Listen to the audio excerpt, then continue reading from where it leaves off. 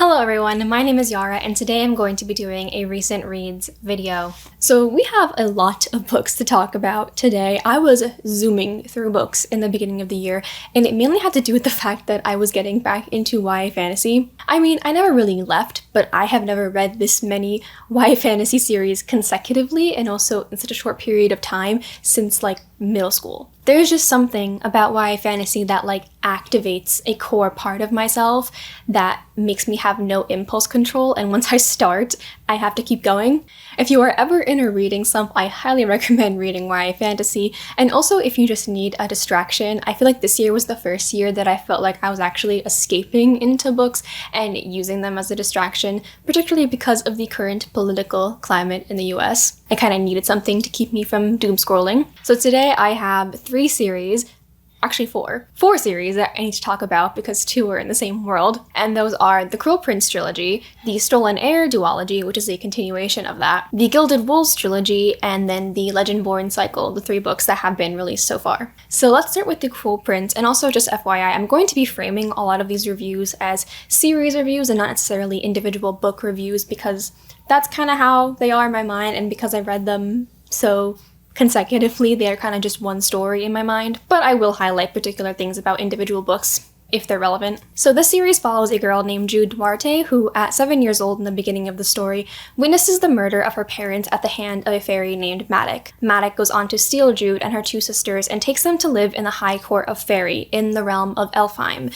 where they live for the next 10 years. And so Jude is a mortal living in the world of fairy, and the relationship between human and fae is very hostile. The fae kind of despise humans and torture them, but Jude is determined to kind of prove her abilities and carve her own place in the court, even if that means defying someone like Prince Cardan, the notoriously wicked son of the High King. What follows is various court politics and underground spy organizations, and of course, a budding enemies to lovers romance. So I am very late on the train of The Cruel Prince. This series was kind of really rising in popularity around 2018 to 2020. I am just not someone who has ever been that drawn to stories about fae, especially as they were getting massively popular and then all of these books in YA and new adult were becoming to be about fae. And then also, I'm just always skeptical of enemies to lovers because I feel like it's always good in concept, but not often in execution. But despite my skepticism, I still search for enemies to lovers because I'm like, I do want to find one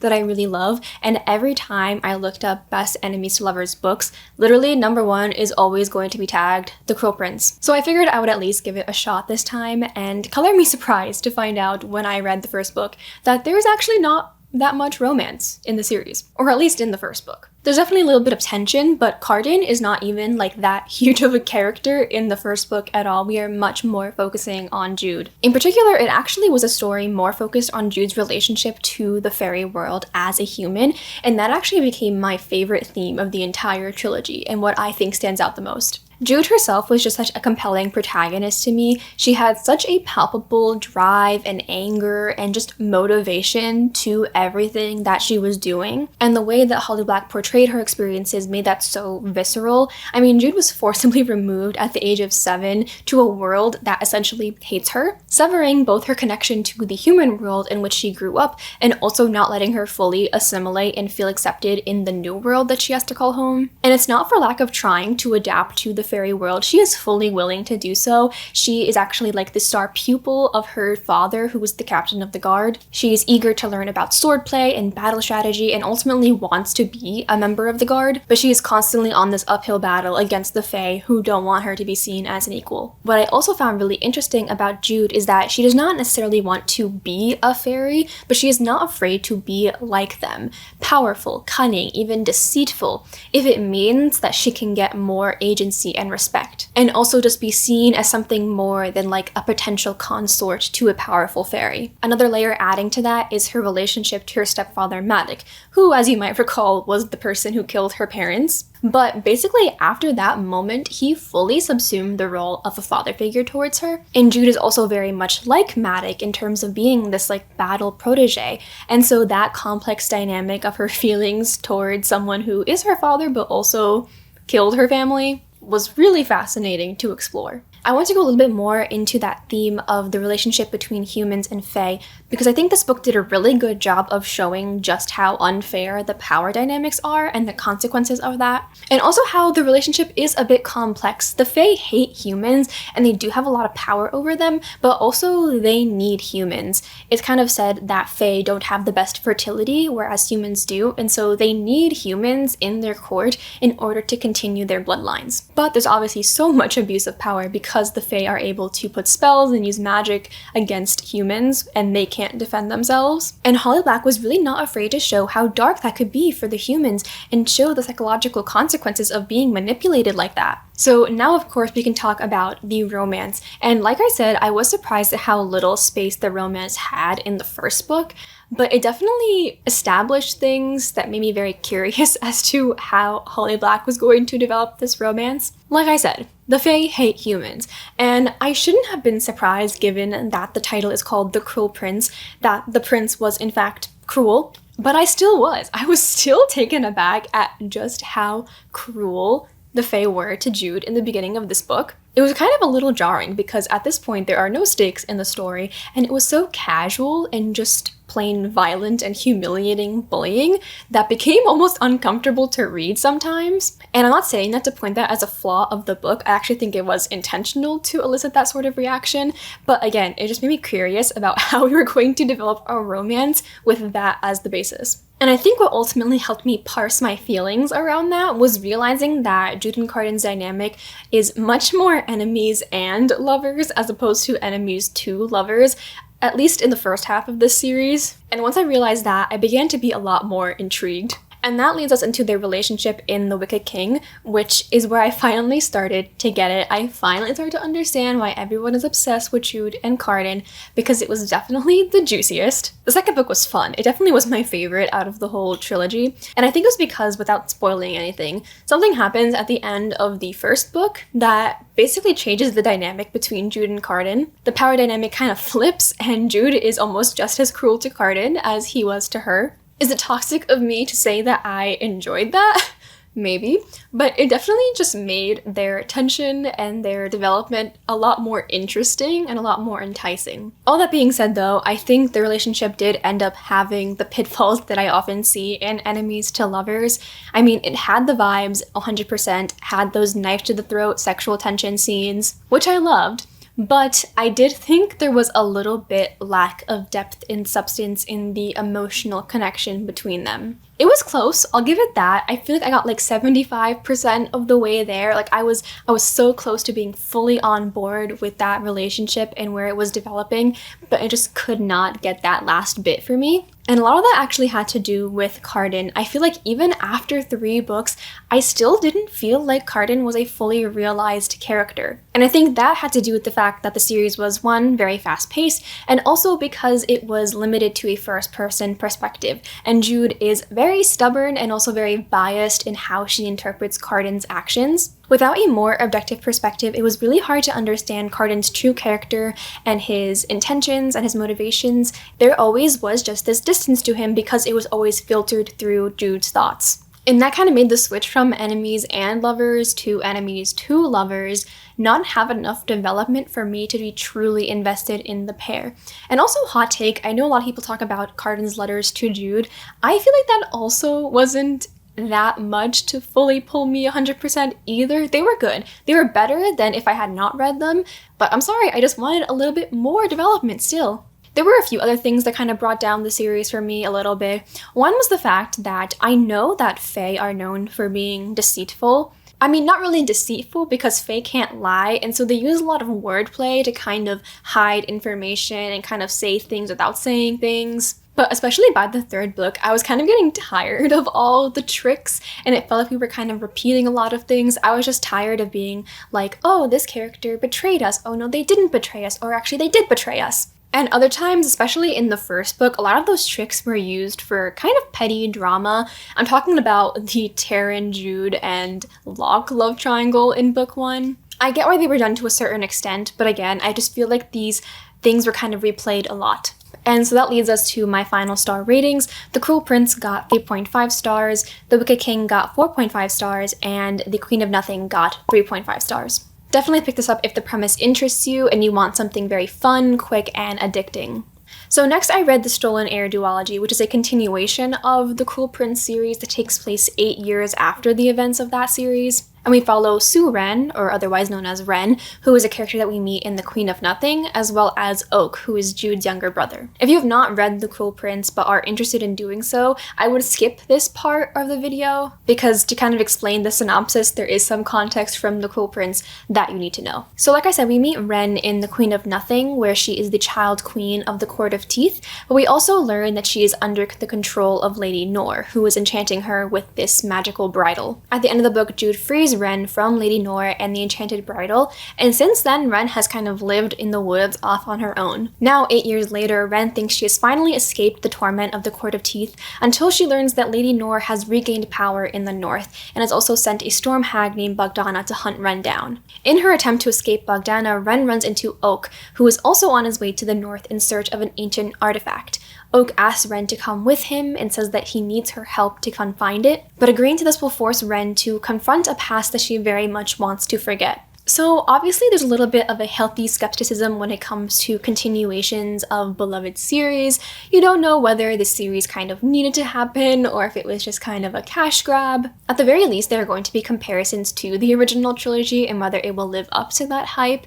And I can say that at least for The Stolen Heir, I was very pleasantly surprised. One thing that I just learned out of reading the Cruel Prince trilogy, The Stolen Heir, and then also the sequel, The Prisoner's Throne, is that Holly Black knows how to write a compelling protagonist. I have liked the main protagonist in all three of them. Jude, Wren, and Oak are so different, but I loved them all. Wren is the star of The Stolen Heir, and we begin with her in a very paranoid state. She's honestly kind of feral at times, and it makes sense. She kind of went through a lot. She was stolen as a child and then put under the control of leaders who kind of used her for their own political gain. She went through a lot of abuse, and so she is very wary of trusting other people, even someone who she once considered a friend like Oak. And I loved how we were able to explore Wren's character development through rekindling this relationship with Oak. I think what also helped with The Stolen Heir is that the structure of this book is very different than The Cruel Prince. This one is pretty much just a straightforward quest narrative. We have a goal and we are making our way towards a destination. But I think within this structure and also having these characters have these parallel goals,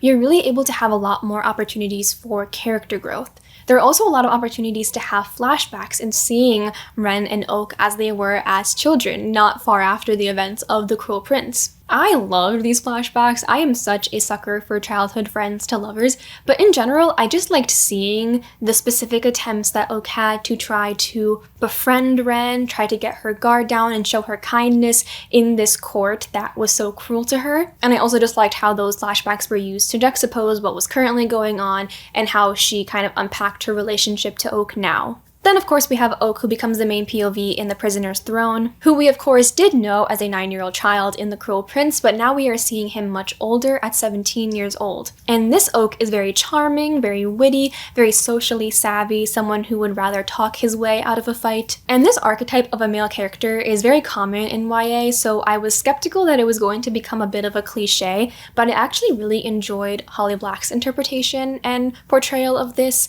I feel like we really got to see how much of a mask this is for Oak and slowly get to unpeel the layers and figure out why he feels the need to put on this mask. And in particular, it's explored through learning more about his relationship with his family, to Jude, to Carden, to Maddox, to everybody else. And that was really interesting to me because while Oak was present in The Cruel Prince, he very much was this like small character, whereas the other characters had a lot bigger of a presence, and so we kind of know them more. But to see how their actions and their treatment of him affected Oak, his family, and in particular his sisters, have always tried to protect him, but in doing so have kind of missed how much of his true self that he has been hiding. I think one of my favorite scenes in the entire duology is in The Prisoner's Throne, and it has to do with Oak and Jude. It was just a very emotional and a very well done scene. And so with all that, I really loved all the character work that we got for Wren and Jude, but I will say that the main sin that this series committed was in the choice of perspectives for these books. Mainly that the second book was only in Oak's perspective.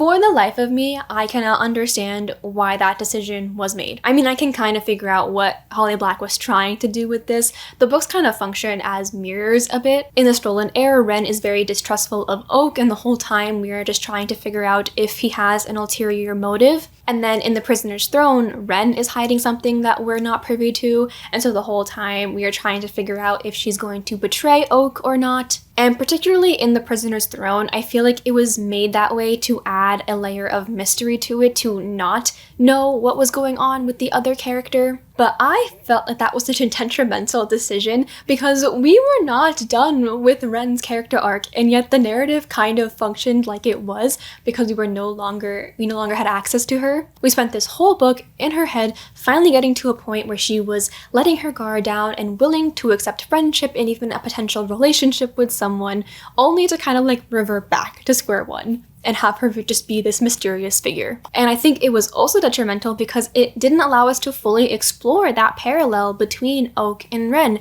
Both of them have this really intense fear of being seen and being vulnerable with others, obviously for different reasons and because of different circumstances, but the narrative kind of only relegated that to Oak's development in the second book, and only gave him the more emotionally cathartic scenes instead of giving it to both of them. And what also kind of made me mad is that it just felt like this was all manufactured to have this mystery and a plot twist that didn't even end up feeling that good or earned anyway, and all you did was just sacrifice opportunities to complete your character work. So that was kind of my rant about the perspective choice in this series. But one last thing that I kind of didn't love in this series was Madoc, which is really weird because I liked him as a character in The Cruel Prince. But mainly I just feel like he lacked a lot of the complexity that he had in the original trilogy, and that a lot of the conflict and emotional turmoil that was being involved was either reused from the original trilogy or contrived in a way that did not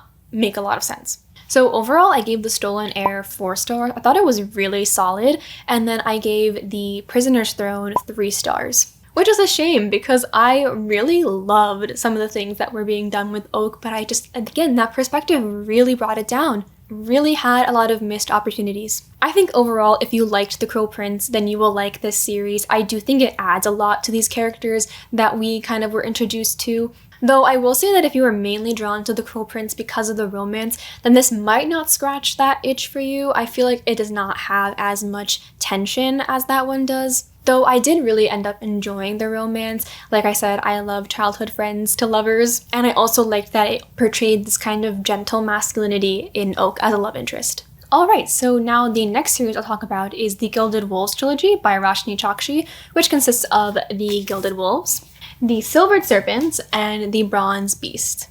This was probably the weirdest experience I've ever had with a series. I have never 180'd so much, especially going from not really liking it, kind of hating the first book, to really liking the next 2 books. It was very weird, but let me not get ahead of myself. Let's go into the synopsis. This is a YA historical fantasy series taking place around the time of the Exposition Universelle in Paris, France in 1889. As various countries are showcasing their technological advancements and pieces of artwork, there is also a hidden treasure among them that only few people know about, a Babel fragment, which can give people the power of forging or an ability to manipulate the natural elements. These Babel fragments were created from the destruction of the biblical Tower of Babel. The story is that humanity had united all together to build what was called the Tower of Babel, which would reach to the heavens and reach the level of God. Noticing this, and people being on the verge of blasphemy, God destroyed the tower, and all the pieces scattered around the world. And where these fragments landed, unique civilizations grew around them. To most in this world, the Babel fragments are just a metaphor for why there are so many different languages in the world, but to people in the Order of Babel, they know that these Babel fragments are the reason why we have the magical ability of forging. Speaking of which, the Order of Babel is an organization that was created to protect the West's Babel fragment, but they also engage in a lot of auctions and really steal, forged objects from other countries to kind of boost their cultural power. At the beginning of the story, the Order has had something stolen from them, and so they recruit the 19-year-old wealthy proprietor named Severon to get it back for them. In exchange, they will give Severon the inheritance that they themselves had denied him in the past. Severon thus begins to assemble his team to pull off this heist. We have Enrique, who is a historian and wordsmith. We have Zofia, who is an engineer with the power of fire forging.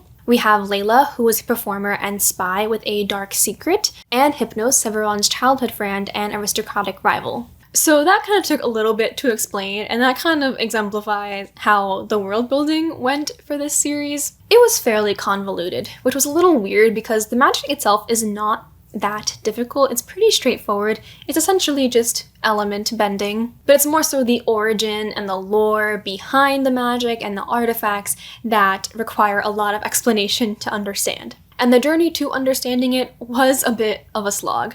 For the life of me, I could not get into the first book, and it was not for lack of trying. I was interested in the premise. I've liked this author's books before. I went from the physical book to the audiobook to try to switch things up and give me a different perspective. Side note, the audiobook is definitely an experience. The French accent that is used is a little annoying. I did get used to it after a while, and I used it for the second 2 books, but oh my gosh, was it jarring in the beginning. Anywho, I was really trying to like this book, but I just kept running into a lot of these paradoxes.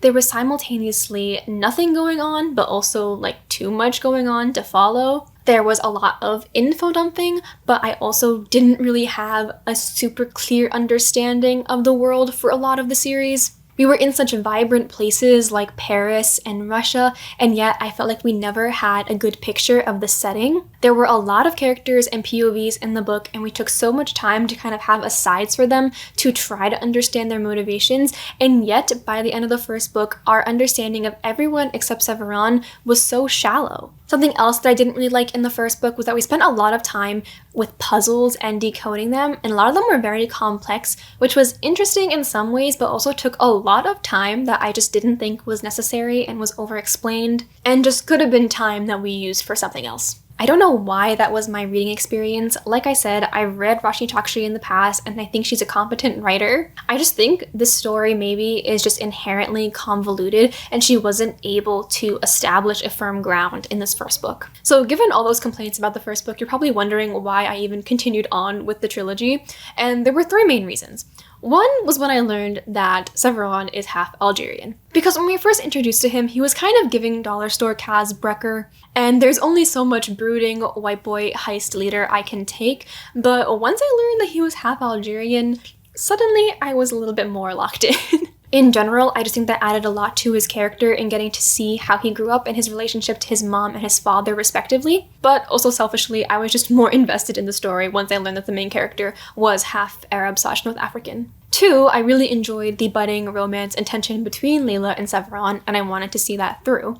And finally, 3, I actually really liked the ending and I thought it was well done. It established a different dynamic for Severon and his relationship to the rest of the group that I was really curious to explore in the next 2 books. And so I went on to read the second book, The Silvered Serpents, and I was so surprised to find out that suddenly almost all my complaints about the first book were null. I was really enjoying it and I was really starting to get invested. I felt way more connected to the characters, and I just felt like there was so much more depth and grounding given to them and what they were fighting for. The group dynamic was complicated in more interesting and emotional ways, while also having space for that humor and banter between them. And the overarching plot was just a lot more clear, and I felt like had a bigger purpose. That same thing happened with the Bronze Beast, and basically by the end of reading the trilogy, it made me realize just how unneeded The Gilded Wolves was as a first book. Truthfully, I don't think it needed to happen. That might be an exaggeration, obviously we needed some setup, but really, in terms of the overarching story, The Gilded Wolves is structured like a prequel. Its only purpose really was in setting up the world and leading to this final, inciting event that changes Severon and really sets him off on his personal journey. And that place where we find him, as well as the other people in the Gilded Wolves crew, was just a much more interesting place to start with than where they were in book 1. I don't know, I'm not a writer, so take what I say with a grain of salt. I don't know if this would have been better as a duology with a lot of flashbacks, maybe it would have been too bloated, but at the end of the day, The Gilded Wolves, this first book, in its current form, was not developed enough and did not have enough grounding and substance to justify its existence as its own book, in my opinion. Which is kind of a shame because I feel like a lot of people gave up on this series because they didn't enjoy the first book, when I think the story that book 2 and 3 tell is a much better one and actually has a lot to offer. In particular, I love the character work done with Severin. What the story actually becomes is one about a character who is so consumed by rage, grief, and a desperation to protect the ones he loves that he pushes everyone away in search for an unattainable power. It's about a character who is so determined to make his life mean something, to justify his existence, his birth, to find an explanation for and purpose from all the trauma that he's been through, that he loses sight of the very things that he was fighting for in the first place. There's a quote in the third book that I really like that I think kind of embodies this. Was Icarus the tragedy, or was it Daedalus, someone who had the power to do impossible things and still could not manage to protect the people he loves most? To my knowledge, this is not advertised as an Orpheus and Eurydice retelling, but definitely by the third book, it had to have been an inspiration. The vibes, the thematic elements were definitely there. And once I made that connection, it kind of elevated the story to a whole new level for me. It added so much weight to all these characters trying to stop what becomes this inevitability and all that desperate hope and tragedy that comes with that. So if you were a fan of those kinds of stories, I think you might like this. So obviously I really liked Severin and his whole personal journey that he had to go through, but I also really loved his relationship with Layla. I absolutely loved them, and from the get-go, I found their tension so captivating. It's definitely not for everyone if you don't like this kind of will they, won't they sort of thing. It was very angsty, so beware of that, but I loved it, and I felt like it was a realistic portrayal of how that would happen. And I loved how Layla was portrayed as this endlessly empathetic kind of character. She's kind of the mom friend of their group, always taking care of other people, but I loved how that empathy and kindness was also extended to herself. Severin becomes kind of mean and cruel at one point, and while she understands him and can have empathy for why he may be acting that way, she does not tolerate that mistreatment and does not let her character suffer in the name of helping his development. And it's also not easy for Severin to kind of win her trust back. It takes a lot of reflection from him and patience. We talk a lot about yearning on BookTube, but when I say the yearning in this book was on another level, truly fantastic. Severin's yearning was among the best that I've ever read. Straight up Hozier level of worshipping to a goddess of a woman. It was great. And going back to him being half Algerian, it felt very in character because if you've ever heard Arabic poetry, Arabic love poetry, you'll know how love and yearning is described. Okay, now moving on from Severin and Layla, I also really liked the rest of the Gilded Crows, Freudian slip. The other characters in the Gilded Wolves crew also really grew on me throughout the story. Enrique, Zofia, and Hypnos had such a cute little trio dynamic and subplot that was going on. It was a mix of just a friendship with also a love triangle that was also kind of also hinted to maybe be a throuple in the future. I don't know. Whatever they were, it was so cute, and I loved how they just complemented each other so well. Enrique is a passionate historian who just wants to be listened to and for his words to mean something. And Zofia is someone who is autistic coded and has trouble being perceived as something that she is not. Hypnos is a lonely aristocrat raised in the order who just longs for some meaningful friends. Side note about Hypnos though, I found it so weird that he was the only one out of the 5 main characters that did not get a perspective throughout the entire trilogy. I think maybe there was like 1 or 2 chapters where he got a perspective, but it was such a wasted opportunity, especially in terms of exploring his history with Severin. My last thought about this series is that I liked that it included this theme about colonialism. Nearly every character in our main crew is either the product of or has been affected by colonialism. Severin, as I mentioned, is half Algerian, half French. Enrique has Spanish and Filipino blood. Hypnos is half Haitian, half French. Zofia is Polish and Jewish, and Layla is South Indian. And that plays a significant part in how they are all perceived and how they are treated by the Order and what sort of things are allowed by them versus others. But kind of going back to those paradoxes, it was an interesting thing in the series that the inclusion of colonialism was very upfront and center and explicit in some ways, but also I felt like it was unexplored in a lot of other ways. So overall, I ended up giving the Gilded Wolves 2 stars, the Silvered Serpent 4 stars, and the Bronze Beast 4.5 stars. Okay, so the last series that I'll talk about today is the Legendborn Cycle by Tracy Deonn, which consists of Legendborn, Bloodmarked, and Oathbound. Oathbound released this past March, and so I reread Legendborn and Bloodmarked in anticipation of it, and I'm so glad I did because it kind of rekindled my love for this series. You probably already know about Legendborn, but just in case you haven't, this is a YA fantasy, King Arthur-inspired urban fantasy taking place at UNC Chapel Hill. We follow Brie Matthews, who is a 16-year-old girl who, on her first day at this early college program there, witnesses a demon attack. In investigating what the heck happened with that, she ends up uncovering this underground organization called the Order of the Round Table, which are the descendants of King Arthur and his knights. What she also finds out is that this order might have had something to do with her mother's untimely death a few months prior. And so begins her attempt to get inside the order and figure out what is going on. There's mystery, there's trials, there's romance, and an intense grappling with the history of historically white institutions. If you want my full review of the series so far, check out my Oathbound review video. The first 15 minutes of that are a non-spoiler review of Oathbound, but also pretty much both books leading up to that, the series as a whole so far of the books that we have. I'm pretty proud of that video if you want to watch that, but I'll try to do a TLDR version here. Basically, I just gained such a new appreciation for this series the second time around, and also just gained more appreciation for Tracy Deonn as a writer.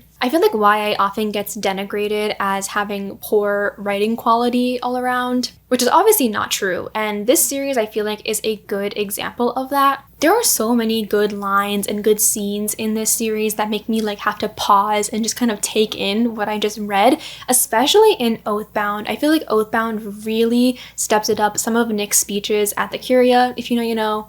I was kind of gagged. And the writing was so powerful, so eloquent, and so well delivered contextually. And it also is just so palpable how much Tracy Deonn cares about writing this story, cares so much about writing this story about a young Black girl who is forging her own path in the face of so many people who are telling her that she is not supposed to, who refuse to accept her power and would rather lie and manipulate others than admit their own faults and admit the horrific atrocities of their ancestors. And I loved how the actual structure of the story mirrored Brie's personal development. Legendborn begins really rooted in classic YA tropes and settings and archetypes, but when in the narrative Brie is not allotted the opportunity to be a classic YA hero, she has to forge a new path and expand beyond the limitations set for her. And the series does so too, in a sense. In plot, in world building, in just getting to see and meet more characters and see their perspectives. That's not to say that the series veers so far away from classic YA. We still have a lot of very memorable and very enjoyable YA tropes. Love triangle, enemies to lovers, only one bed, etc. But I just feel like the scope of the series and what it stands for gets to expand beyond the bounds in which it began. I know the love triangle is probably going to turn a lot of people off if you are very sick of those kinds of stories, but I'll just say, give it a chance. I actually really like the way that the love triangle is portrayed here, and I feel like these characters are given a lot of complexity and nuance to them. The characters are rooted to each other, not just in the sense of their romantic feelings, but in their histories, in their shared traumas, and what they're going through. They all kind of need each other to heal, and it's obviously not resolved yet. There's still one more book in the series, but I just know that whatever resolution happens is going to be very emotional and very beautiful because they are so important to each other. So this just ended up being your annual reminder to reread things more often. I feel like we are always trying to read something new, which is important, but I feel like going back to stories that even you love, you can gain so much from and gain new perspective.